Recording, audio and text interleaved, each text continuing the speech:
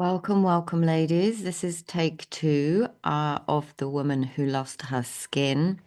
Unfortunately, I tried to do a live stream and two times my Wi-Fi uh, died.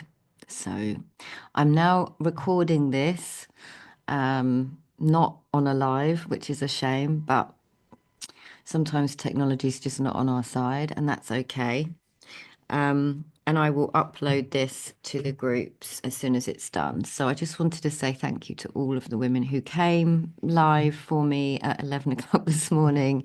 And I am sorry that this is now not live. But anyway, my name is Charlie Wall. I am very honored to have you here if you're listening on the groups, on my Facebook page, if you're new to me, if you're listening on my podcast, if you're listening on my YouTube channel. I am deeply honored that you're here. So, welcome to all of you, especially all of you new ladies who are in my community. It's a deep honor to hold this space for you.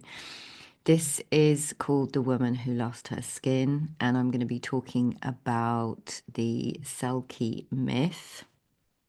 Selkie, a seal woman who loses her seal skin, also known as her soul skin. So, as I said, my name is Charlie Wall, and my work is deeply rooted in guiding women back home to themselves. I hold spaces for women who feel like they've lost a part of themselves, whether through the weight of responsibility, the stories they were handed, or the quiet exhaustion of always being the strong one. My background is in mental health nursing. I became a mental health specialist, specializing in addictions. I set up the service at Adam Brooks Hospital single-handedly as a young single mum.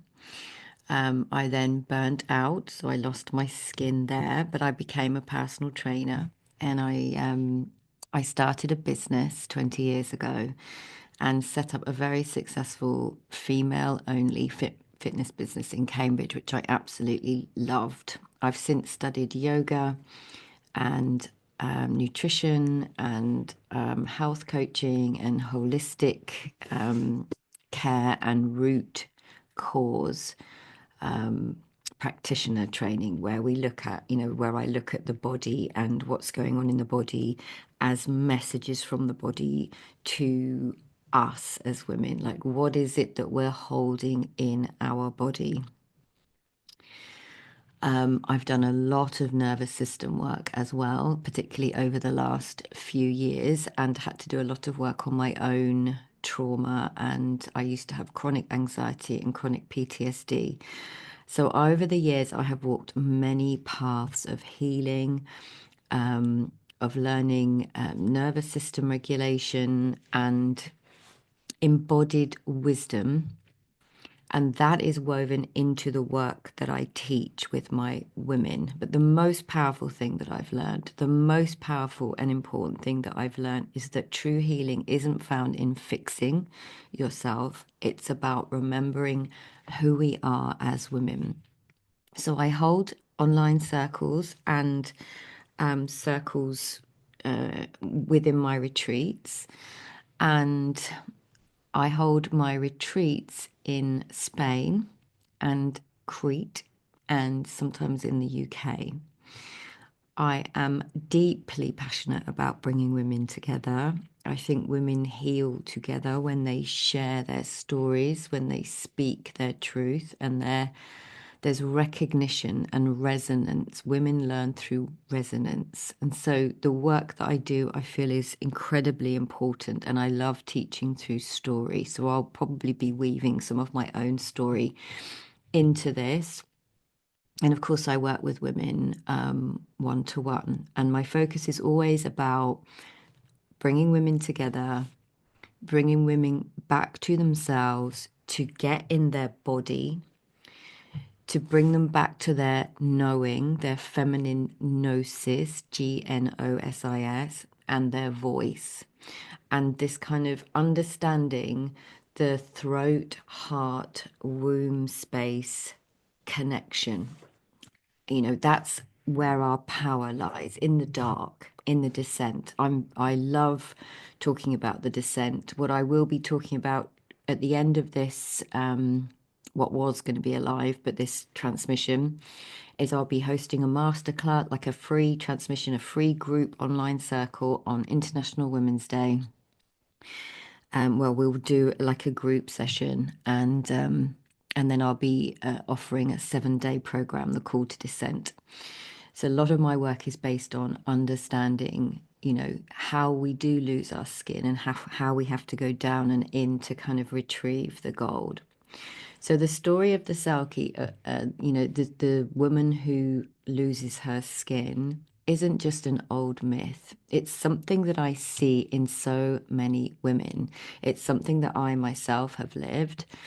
And I know that when a woman starts to reclaim what she has lost, everything changes.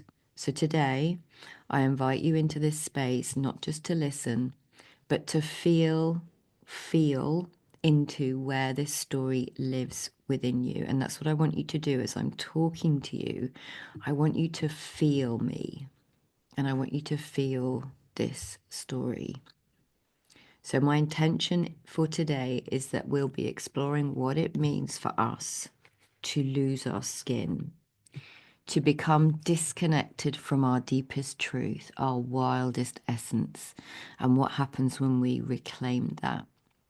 This is a story that many women feel in their bones, whether they have named it or not. So as you listen to this, if something resonates, I'd love for you to share it in the comments, because I think often when we share our voices, it's so powerful and magical when other women see what we're writing because of that resonance.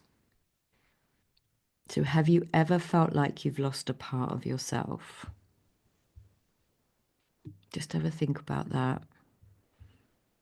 And if you feel called to, I'd really love for you to share in the comments. So the Selkie story is an ancient myth, carrying within it the deep wisdom of the feminine experience of loss, exile, and the long journey of reclamation and remembering who we are. For centuries, women have learned not through rigid instruction, but through resonance.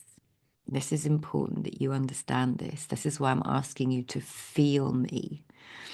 Because if you feel any truth in what I'm saying to you, that's the resonance that can help bring you out of these muddy waters that we can sometimes find ourselves in. Women learn through story, through the deep knowing that awakens when we hear our own soul reflected back to us. And that is why I would love for you to share in the comments.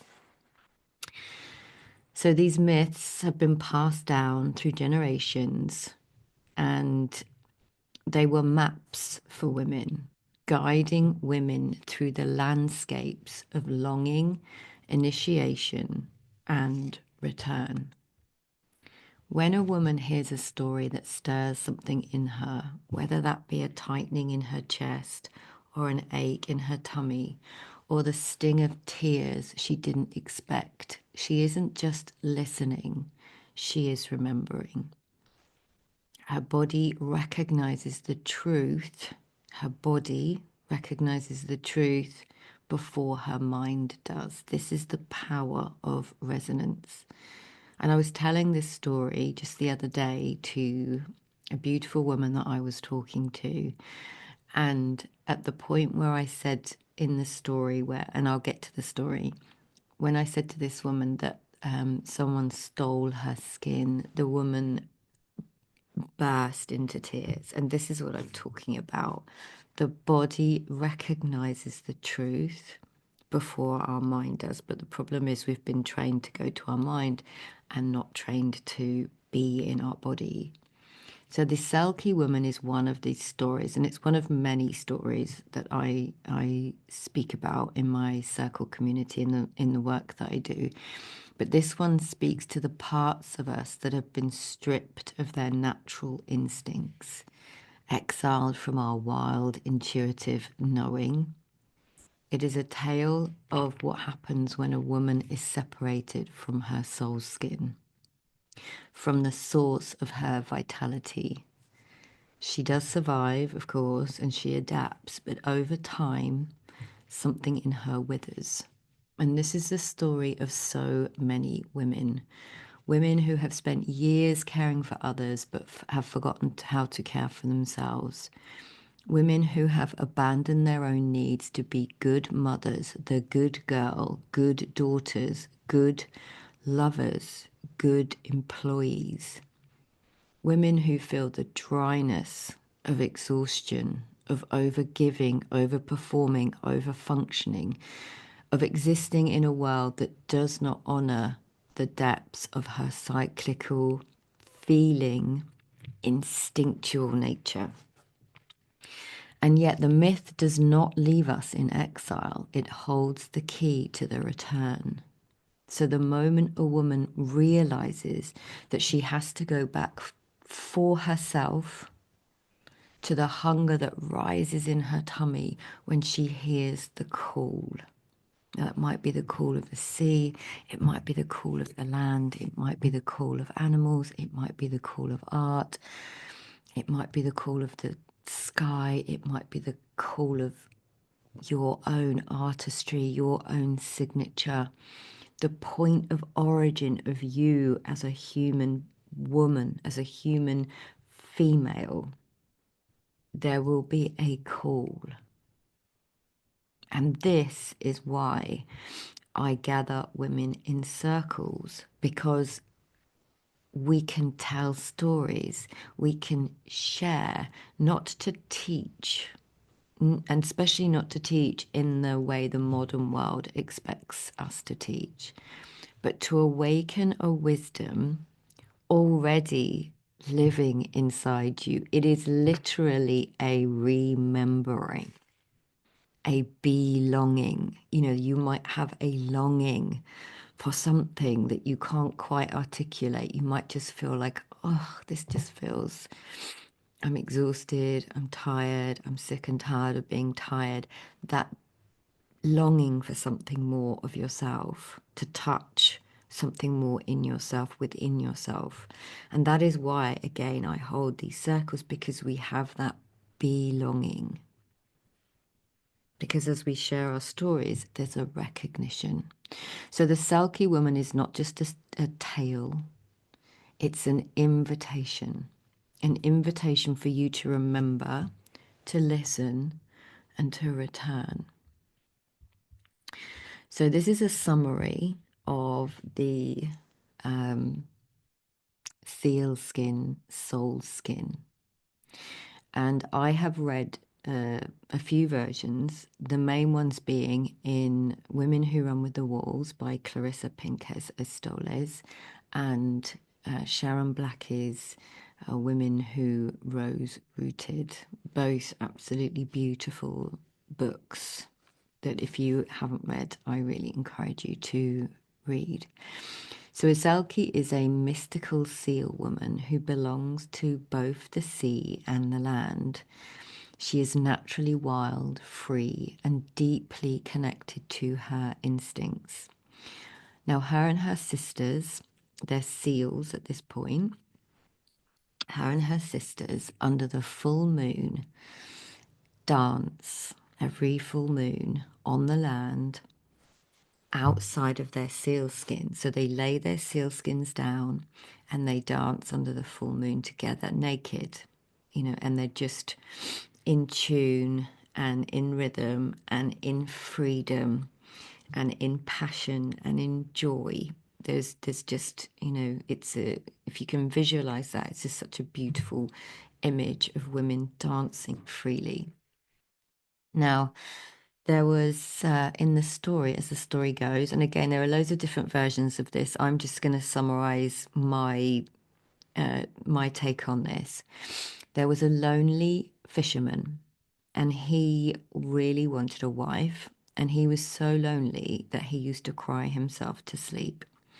And he was so lonely that the crying had caused sort of deep crevices in his face. where he'd cried through longing, his own version of longing. And he goes out to sea one day and he under the full moon and he sees these beautiful criaturas, these women dancing under the moon. And he realizes that that's what he's been looking for, that's what he's been longing for. So he decides to steal one of the seal skins. And as the women decide that they're going to put their sealskins back on and go home under the sea, which they all do except for one of the women, she can't find her sealskin. And at this point, the man appears to her and says to her, I want you to be my wife. And she said no. And he said, I will give you your sealskin back after 7 summers, by which time you will have the choice whether you return to the sea or whether you stay with me. So she goes with him because obviously she doesn't have a choice. So this is where her seal skin, soul skin, gets stolen from her. And I don't want you to hear this as a man stole it, but just in terms of the story. So she marries him and they have a child, and the fisherman keeps the skin hidden. And she takes on the role of caregiver, mother, wife, but something inside of her is always aching, longing for what she has lost. And she speaks to her children of the magic and the joy under the sea. But over time, she begins to lose her joy, her spark, her vitality, that Shakti energy that is innately ours by birthright. She begins to lose it, so she dries out. She loses that connection to the vastness of who she is. Over time, she gets duller and thinner, and she begins to lose her sight. And her child notices that her mum is, losing that spark and that joy.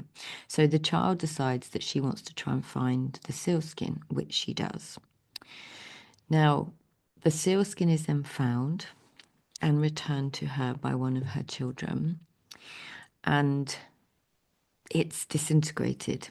So the child goes to an old wise woman, and the wise woman says to the child, you have to allow your mother to do this for herself. And I just think this is such a poignant moment for those of you that were children that took care of your parents through innocent nervous system survival. You are the child that maybe became hypervigilant.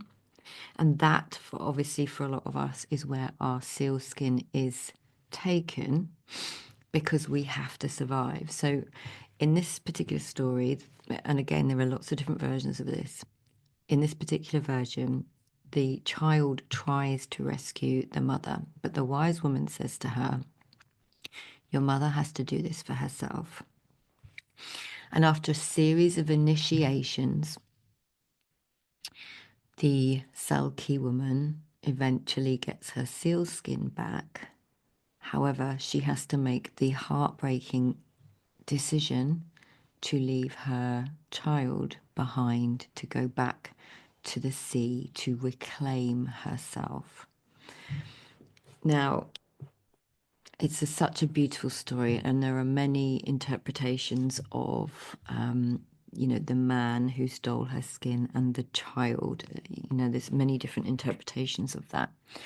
But just as you're listening to me now, what does the Selkie skin represent for you?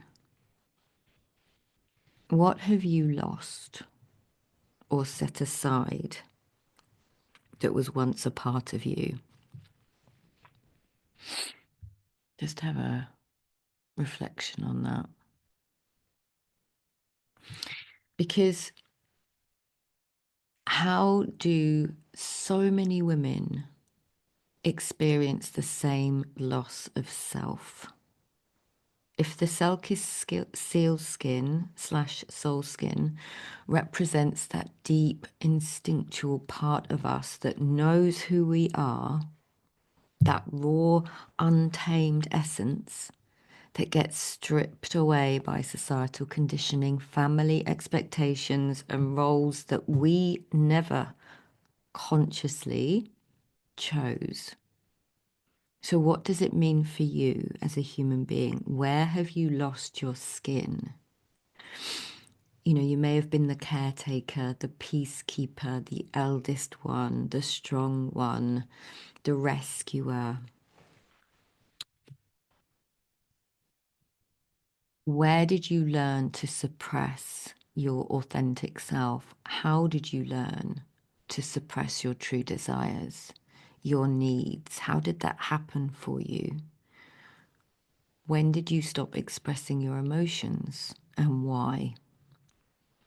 Now, in my own life, as the eldest daughter of three, there were a number of times that, and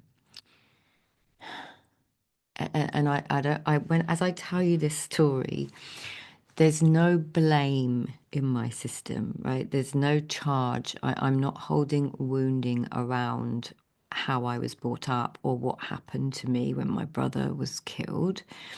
But there are a series of events that in my young system happened that had me go into hypervigilant, rescuer, people pleaser, fawner, and overgive and overperform and be the good girl and overfunction in a world that rewards that kind of high drive, high functionality, overgiving good girl, right? This is our conditioning. This is how we end up for some of us. Now, you might have your own version of this, right? But my story is one of carer. And after my brother's death, so my father and my brother were in the same accident when I was 21. My brother was killed very sadly, and my father was severely disabled. They were in the same motorbike accident.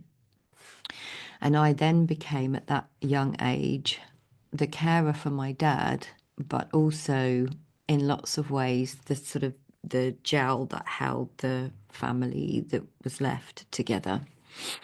So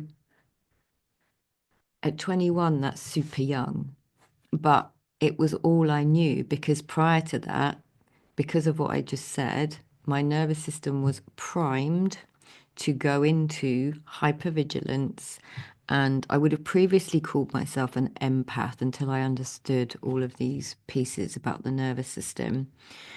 Because as an empath, and I'm using, little quote marks, and so many people call themselves empath, we can feel other people's moods. But what that actually is the hypervigilance of a nervous system that at a very young age had her seal skin, her soul skin stolen from her innocently. Please hear that.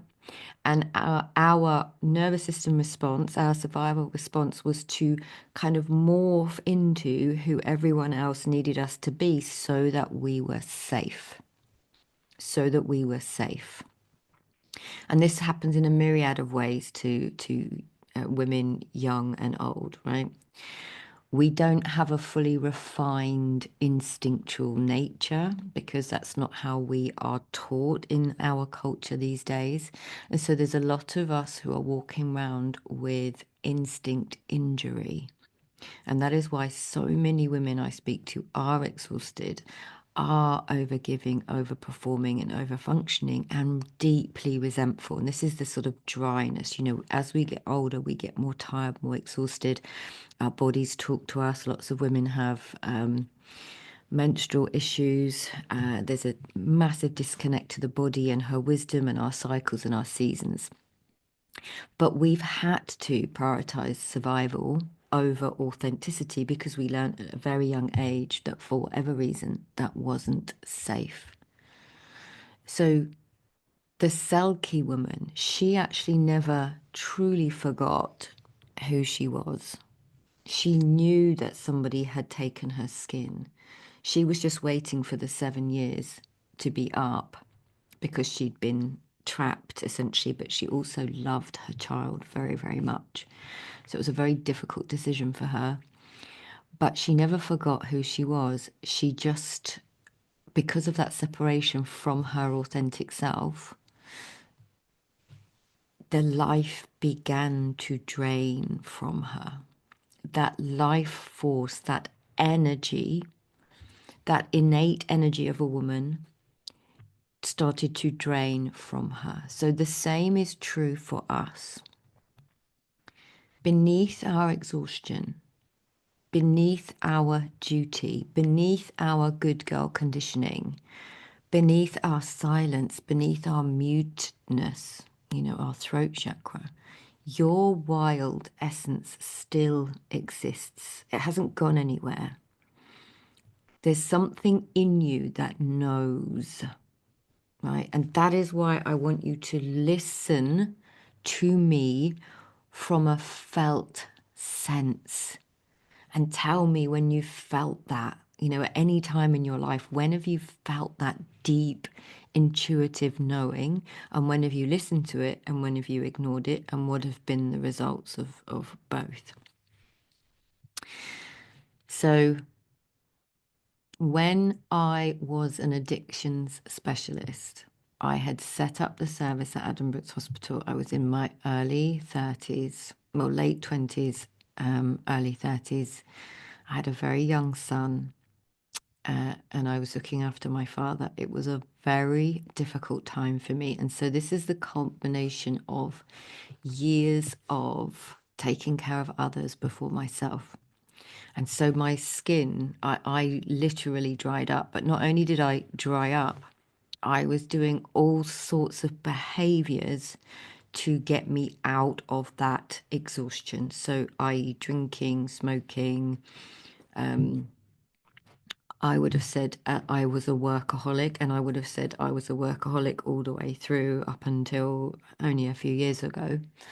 In fact, that probably still lingers in my system.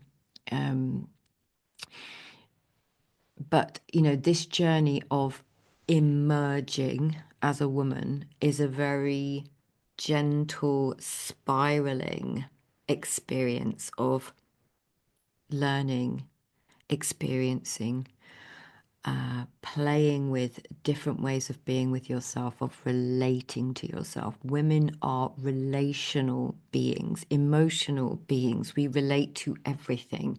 But if we're relating to that conditioning, that story of it's not good enough, of you have to do this, this, and this, and this, and this before you can rest, we're relating to that as women, then we're going to keep kind of staying in the perpetual drying up.